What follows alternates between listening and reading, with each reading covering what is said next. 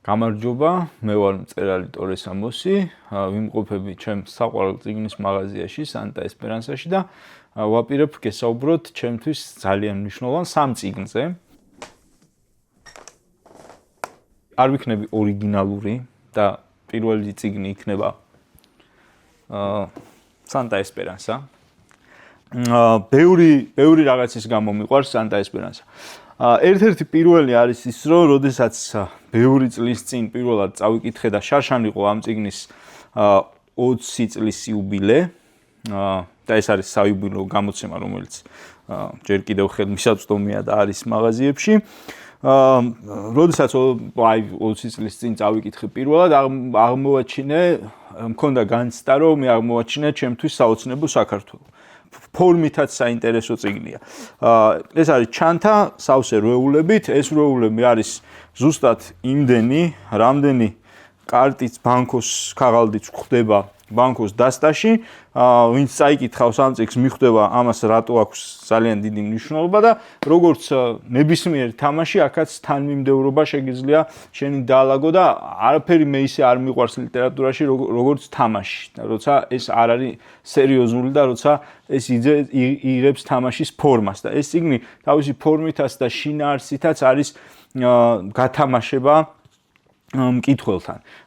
მე მიყვარს ამ წიგნში აღწერილი სამყარო, როგორც უკვე ვთქვი, ეს არის რაც ჩემთვის საოცნებო საქართველო, რომელიც თავის თავში აერთიანებს ყველაფერს, რაც შეიძლება ამ ქვეყანაში გიყვარდეს და ეს არ არის ის ქვეყანა, რომელიც შეიძლება თან გეცნობა, მაგრამ რომელშიც თან გიცხოვრია.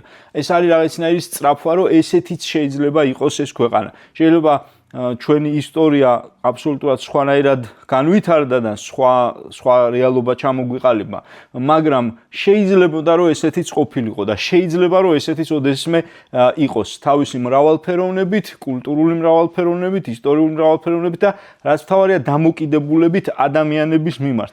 ეს არის საოცარი წიგნი, რომელსაც შეგიძლიათ ჩაიძირო და რომელიც გიჩენს შეგრძნებას, რომ ეს როგორ შეიძლება რომ არ არსებობდეს. აი ესეთი წიგნია.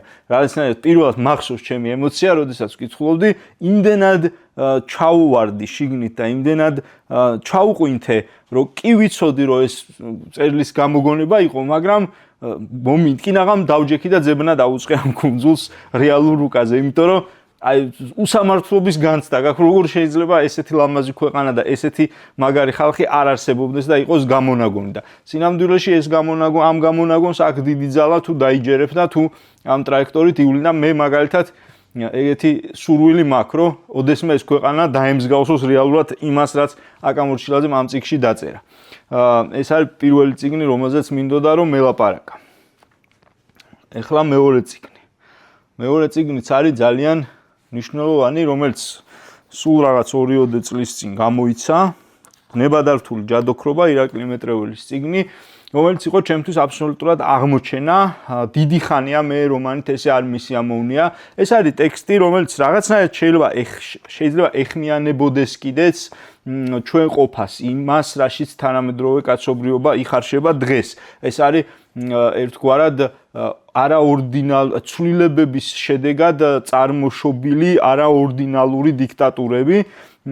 ეს წიგნი არ არის პირდაპირ თითქოს ესე დიქტატურაზე, არის ძალიან ისეთი სხარტი ამბავი, როდესაც საბჭოთა კავშირის ჯაშუში იღებს დავალებას, რომ იპოვოს ერთი ძველი ირანული წიგნი, სანამ ეს კაცი ეს ჯაშუში ამ წიგნს იპოვის, საბჭოთა კავშირი დაიშლება და ის მიდის თავის ქვეყანაში, რომელსაც ქვია ტრაპზონი და არის წარმოსახვითი ქვეყანა და ამ წიგნის დახმარებით ის ხდება ამ ქვეყნის ერთპიროვნული ლიდერი, ერთგვარი დიქტატორი და ეს არის რაღაცნაირი წიგნი, რომელიც ამ რეალობის და ამ გამონაგონის ზღვარზე გათამაშებს მუდმივად და კიდევ ერთხელ გაჩვენებს, რამდენად მნიშვნელოვანია ენა, რამდენად მნიშვნელოვანია, რომ ჩვენ აი სწორად ენაში ვცხოვრობთ და ეს ყველაფერი რაც არ უნდა სიგიჟეთ ჩანდეს საბოლოო ჯამში, რომ ჩახვალ სიღრმეში, აღმოაჩენ, რომ რაღაცებს ემორჩილები, რომელიც უბრალოდ წმინდა თეორიული კონსტრუქტები. არ ვიცი, ჩემთვის ეს გემო მოიტანა ამ წიგნმა და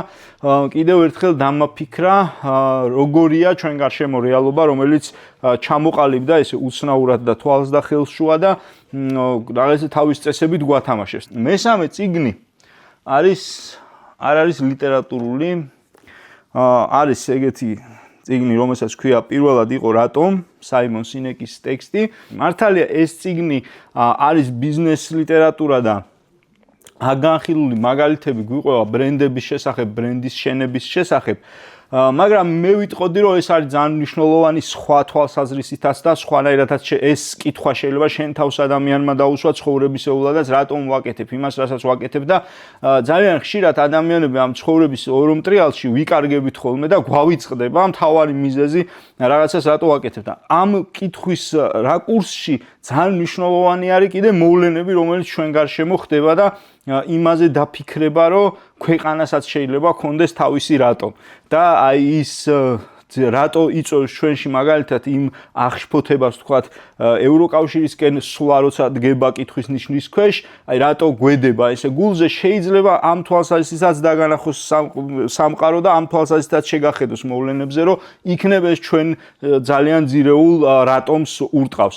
ეს წიგნი შეიძლება გამოიყენო ნებისმიერი პროფესიის ადამიანმა, არ არის აუცილებელი რომ ბიზნეს და ბრენდს აშენებდე, როგორც თქვი, ეს შეიძლება გამოიყენო პირად ცხოვრებაშიც ნებისმიერი მიმართულებით, რომ არ დაგავიწყდეს ეს ძალიან მნიშვნელოვანი რამე, რომ დასვა მთავარი კითხვა, რატომ ვაკეთებთ ჩვენ ამას და იდეაში არის კიდე ერთი წიგნი, რომელიც უკვე ვისაც მართლა ბრენდის შენებაზე ფიქრობს და მუშაობს, შოთა ჩინჩალაძემ, ჩვენივე თანამემამულემ დაწერა ძალიან კარგი წიგნი ჩამოყალიბდით, რომელიც ბრენდის სტრატეგიის აგებაში დაგეხმარებათ და ეს ორი წიგნი ერთად მგონია, რომ ძალიან პრაქტიკული დამხმარეც არის ადამიანებისთვის და ისედაც ესე იგი დაგვეხმარება იმაში, რომ ფხიზელი გონება შევინარჩუნოთ იმ საქმეებში, რომელსაც ვაკეთებთ. მიუხედავად იმისა, ეს ბიზნესია, ხელოვნებაა თუ რავი, ნებისმიერი სხვა რამ. სულ ეს იყო რაც მინდოდა თქვენთვის გაბეზიარი.